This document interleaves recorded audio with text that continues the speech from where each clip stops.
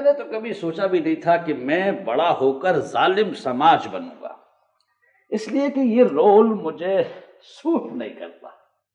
کون سا ظالم اور کیسا سماج؟ ہفتے بھر سے بول چال بند ہے اس گھر میں، ایسے لگ رہا ہے جیسے فلم چل رہی ہے بغیر ساؤنڈ کے۔ آپ بات کیجئے نا اس سے۔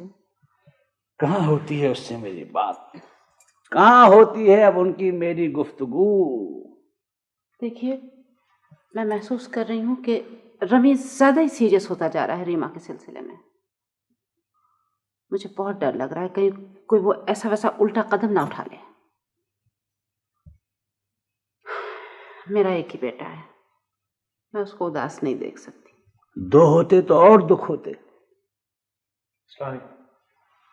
رمیز جی ادھر آؤ بیٹے۔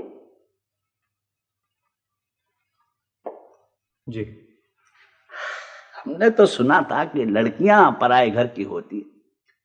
میں نے سنا تھا کہ والدین اپنے بچوں کے دکھ کو سمجھتے ہیں۔ شکر ہے جواب تو آیا۔ رمیز کہاں تھے؟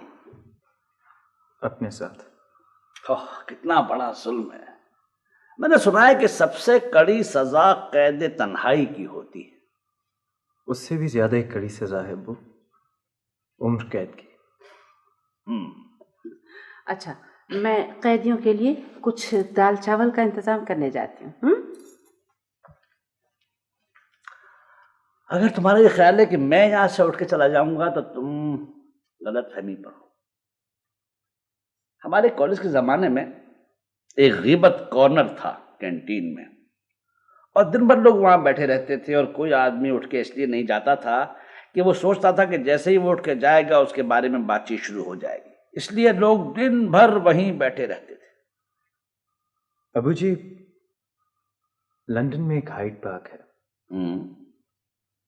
لوگ وہاں پر اپنے دل کی بڑھاس نکالنے جاتے ہیں، جو کچھ ان کے دل میں ہوتا ہے کہہ دیتے ہیں۔ بالکل ایسا ہی ایک کونا اس گھر میں بھی تھا، مگر اب نہیں رہا۔ میں اپنے کمرے میں جا رہا ہوں، کھانا نہیں کھاؤں گا، مجھے بھوک نہیں۔